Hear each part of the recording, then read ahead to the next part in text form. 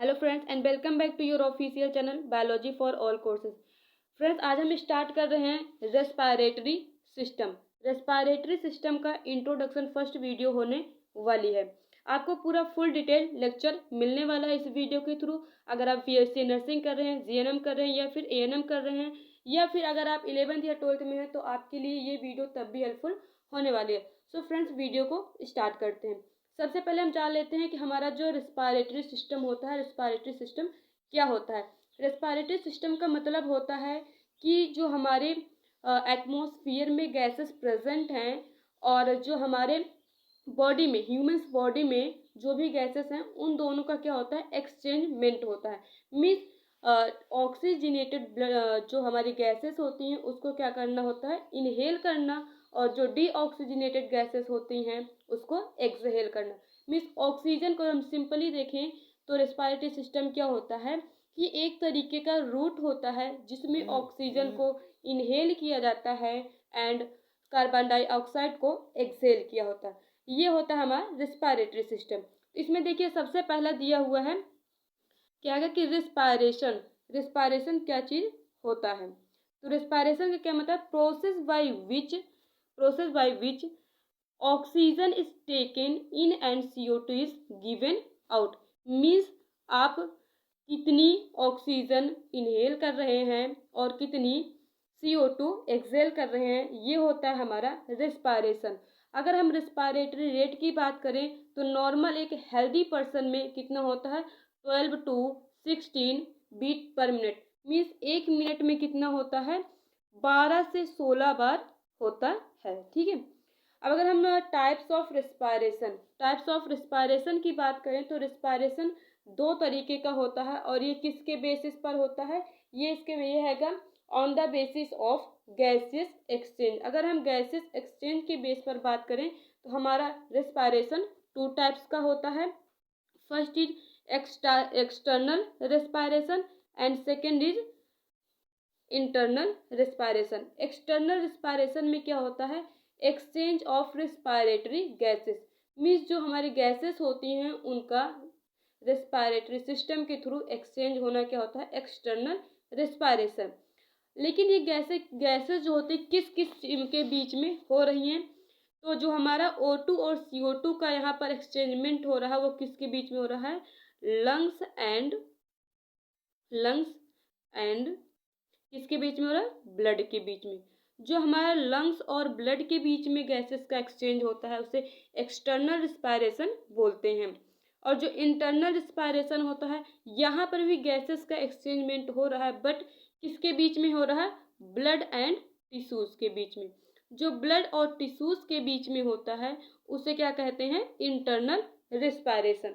अब अगर हम ऑक्सीजन की अवेलेबिलिटी पर अगर हम बात करें कि कितने टाइप्स का होता है, जो हमारा ये रिस्पायरेशन होता है तब भी दो टाइप्स का होता है। किसके बेस पर, तो अगर हम रिस्पायरेशन की बात करें तो on the basis of availability of oxygen. Means oxygen की जो अवेलेबिलिटी होती है उसकी बेस पर कितना होता है, टू टाइप्स का होता है। एक होता है एरोबिक और एक होता है एनारोबिक। एरोबिक मतलब क्या होता है, it means presence of oxygen.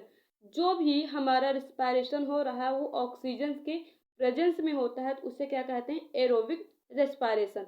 अगर वहीं पर हम एनारोबिक रिस्पायरेशन की बात करें तो ये क्या होता है, ये जैसे कि कुछ ऑर्गेनिजम्स होते हैं, लाइक बैक्टीरिया हो गया, फंजाई हो गए और पैरासिटिक वर्म्स हो गए। इसमें क्या होता है, जो ग्लूकोज होता है, ग्लूकोज का क्या होता है, ब्रेक डाउन होता है। और जब ब्रेक डाउन होता है तो वहाँ पर क्या होता है, एनर्जी क्या होती है, प्रोड्यूस होती है। और जो एनर्जी प्रोड्यूस होती हो वो वहाँ पर ऑक्सीजन का यूटिलाइजेशन नहीं होता। मी विदाउट यूटिलाइजेशन ऑफ ऑक्सीजन, जब कोई भी ग्लूकोज हो या फिर कुछ किसी चीज़ का क्या होता है, ब्रेक डाउन होता है और वहाँ पर एनर्जी प्रोड्यूस होती है तो उसे क्या कहते हैं, एनारोबिक रेस्पायरेशन।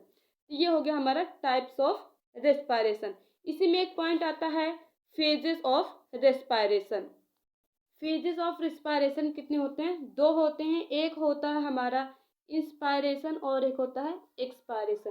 तो इंस्पायरेशन में क्या होता है कि जो एयर होती है वो एयर एंटर करती है लंग्स से, कहाँ से, एटमॉस्फेयर से। Means air enters the lungs from atmosphere. Atmosphere से जो भी एयर हमारे लंग्स में एंटर कर रही है या फिर जो भी गैसेस हम इनहेल कर रहे हैं वो क्या होता है, इंस्पायरेशन होता है।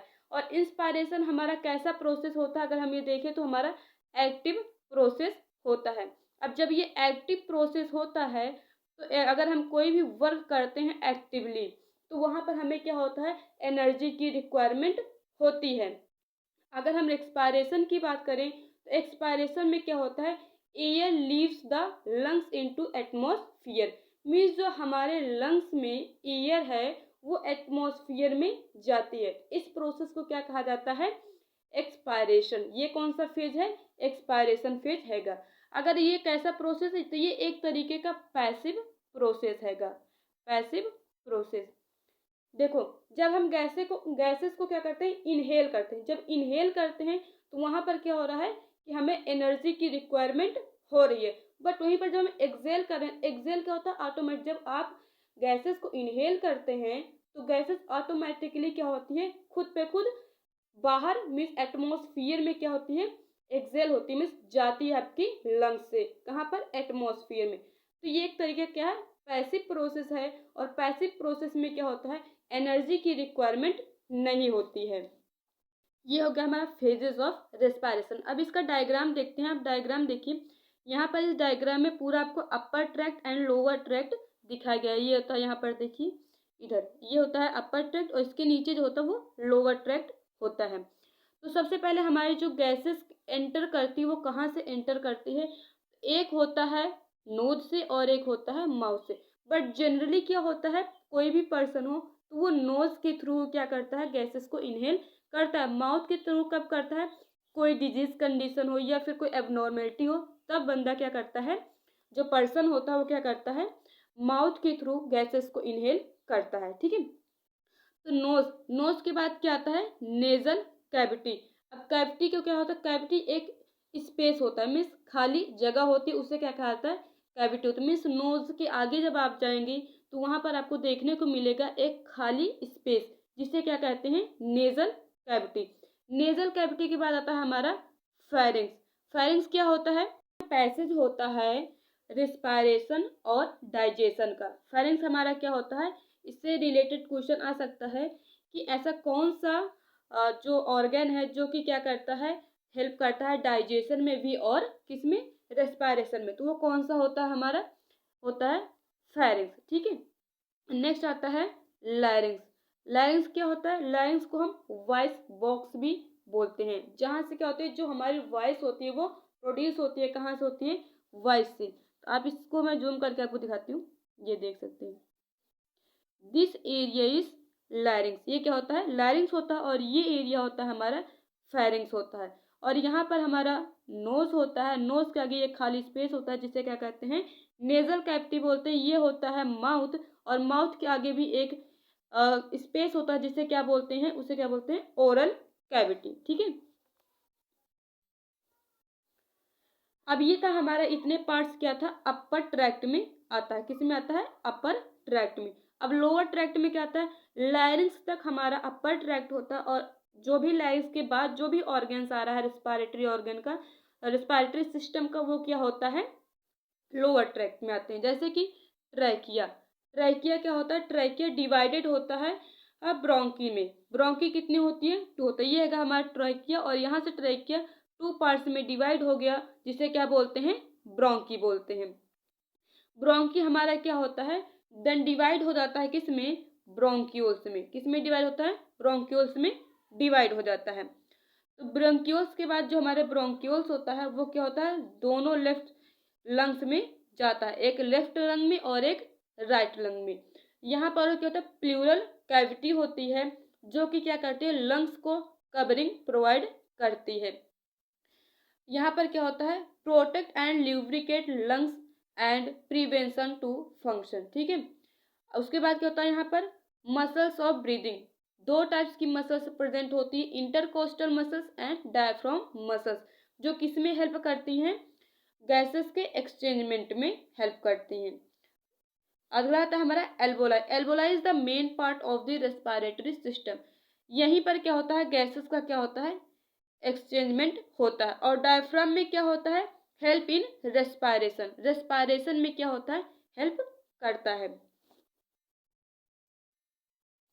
अगर हम रेस्पायरेटरी सिस्टम में देखें तो कौन कौन से ऑर्गन्स प्रेजेंट होते हैं, इसमें क्या होता है, एयर पैसेजेस होते हैं, पल्मोनरी वेसल्स प्रेजेंट होते हैं, lungs and breathing muscles present होती हैं, जो क्या करती हैं, बॉडी में गैसेस के एक्सचेंजमेंट में हेल्प करती हैं। किसके बीच में, एयर और ब्लड के बीच में, एंड किसके बीच में, ब्लड एंड बॉडी सेल्स दोनों में ये हेल्प करते हैं। और रेस्पायरेटरी सिस्टम क्या करता है, बॉडी मेंटेन, जो हेमोस्टेसिस होता है उसको भी मेंटेन करने में रेस्पिरेटरी सिस्टम हेल्प करता है। अब हीमोस्टेसिस का क्या मतलब होता है, हीमोस्टेसिस का मतलब होता है कि जो बॉडी का इंटरनल एनवायरनमेंट होता है उसको मेंटेन रखना। और इसमें क्या होता है, respiratory system helps to regulate pH of blood, means जो ब्लड का पीएच होता है उसके रेगुलेशन में भी हेल्प करता है।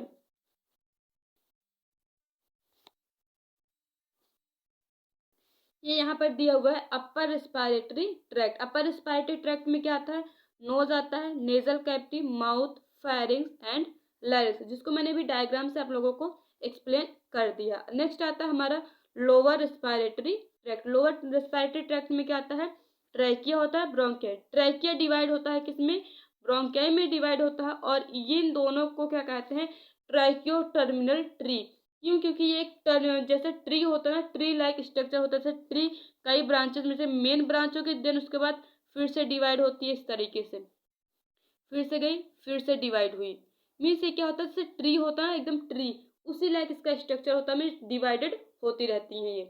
तो आता है हमारा ब्रोंक्यूल्स। ब्रोंक्यूल्स में क्या होता है, स्मॉलर एयर पैसेज होता है, जो कि ऐसा क्यों होता है, क्योंकि ये स्मॉल एयर क्या होता है, मिन्यूट होता है स्ट्रक्चर में, इसे इसमें इसे क्या कहा जाता है, इसलिए स्मॉलर एयर पैसेज वे। ठीक है,